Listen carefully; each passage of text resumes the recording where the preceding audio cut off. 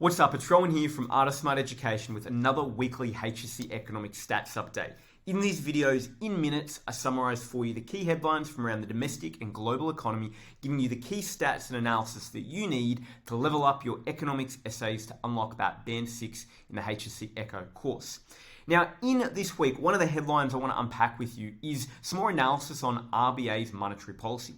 Now, one of the things that we've been looking at in recent episodes is the fact that the RBA has taken a softer approach, right, than most of our global counterparts, right? We know for a fact that they've gone slower and they haven't gone as hard in cash rate increases compared to New Zealand, the US, and Europe. And as a result, while those countries are seeing inflation come down, Australia is still seeing persistently sticky inflation. And so the criticism here is whether or not the RBA has gone hard and fast enough to deal with inflation, because it looks like we've sort of hit peak deflation in December of last year, and since then inflation has been remaining very sticky around the 4%. Now note, our official rate is 4.35%, and that's below the US at 5.5 and even New Zealand, right, is at 5.5. Now, one of the arguments that was raised, and it was something I touched upon last week, is that, well, the reason the RBA hasn't gone as hard and as fast is because Australia has a lot more, flexible mortgages, right?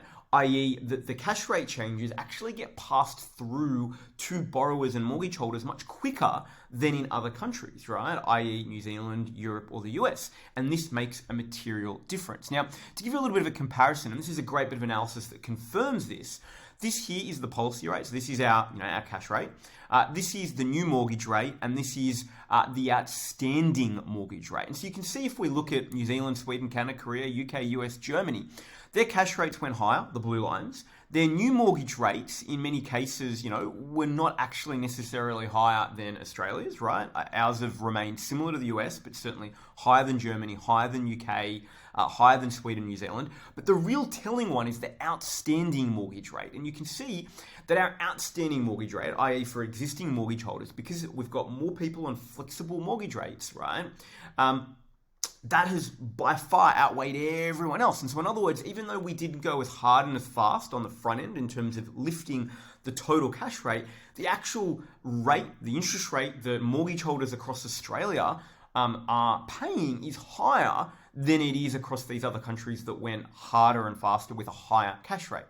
So in other words, we can sort of see there's a reason why the RBA hasn't necessarily followed suit, and you can use this to, offset some of the criticism. So on the one hand, in your analysis of RBA monetary policy, you can state that compared to, global counterparts, we didn't go as fast and we didn't go as hard, and therefore maybe that's why we're seeing sticky inflation, given that they've managed to solve their inflationary pressures. But on the flip side, you can say, well, look, the sort of other argument here, though, is that actually the outstanding mortgage rate in Australia is higher than all of the counterparts because of the flexible mortgage rates. And so the RBA has done the right call here in the sense of actually the implication or the transmission mechanism, arguably, in Australia works more effectively, therefore, in the sense that it gets passed on to market rates more effectively. Now, there's another little analysis here that we need to look at, which is one of the things the RBA is very concerned upon. And this touches upon the wealth effect, right? Obviously, that as property values go up, we feel wealthier. And when we feel wealthier, we tend to purchase more, right? And that's one of the challenges, okay? Because we can see that in the past decade alone, the median price of a house nationally has gone from $500,000 to $940,000. It's essentially doubled, okay? Which is astronomical. And when you look at the fact of global house prices and incomes, right, like median dwelling price to household income ratios, we've got some cities on the lower end, Perth, Brisbane, Adelaide, but if we go all the way up here, right, we can see that Sydney now ranks second, right, like only to Hong Kong, and Melbourne is not far behind, okay? So what this sort of highlights, okay, is that it's expensive for people to get in, but those that are in properties, right, are going to feel wealthier through this wealth effect, okay? And therefore, it's something that, is going to drive ongoing sort of consumption, okay?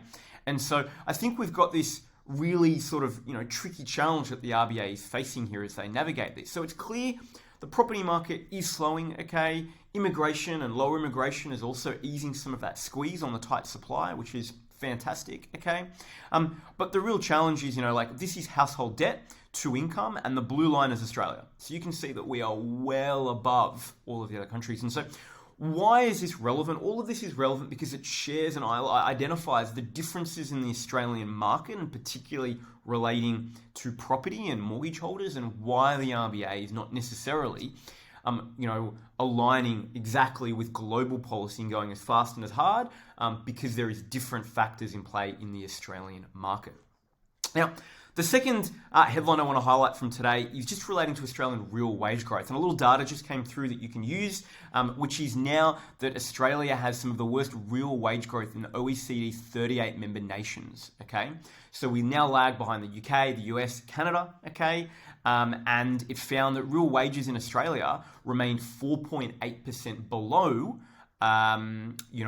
pre-pandemic, levels. So ultimately, as you can see here in the key points, we are one of 16 member countries whose real incomes have gone backwards since the end of 2019. So a couple of good stats here that you can really include, okay, in terms of just real wage growth in the Australian economy. Now, note, there's an argument here that, the Labor government are trying to do a lot, and arguably, we have seen the greatest amount of real wage growth, okay, in the recent years. So the OECD found the minimum wage in Australia is 22.7% higher in dollar terms than in May 2019. When accounting for inflation, however, it had only grown by 2.3% over the same period, trailing the results in most OECD countries. So you can certainly use this to really criticize, and analyze the limitations of the Labor government's, policies. Yes, they've done a lot since coming in to really drive it up, plus with minimum wage increases. However, still, wages relatively to, the rest of the OECD are not up to scratch. Now, the government, of course, is going to argue, okay, that they're doing a lot, here in terms of the stage 3 tax cuts, right, that are going to support this, okay, and sure, that will.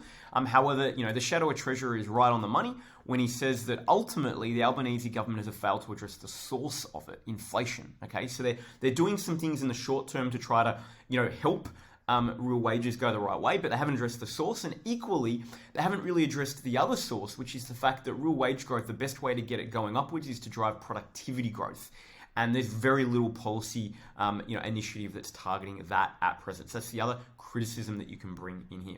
So there we have it. Two sort of interesting data points and some things that you can bring into your analysis. If you have any questions, drop it in the comments below. Otherwise, I'll see you next week.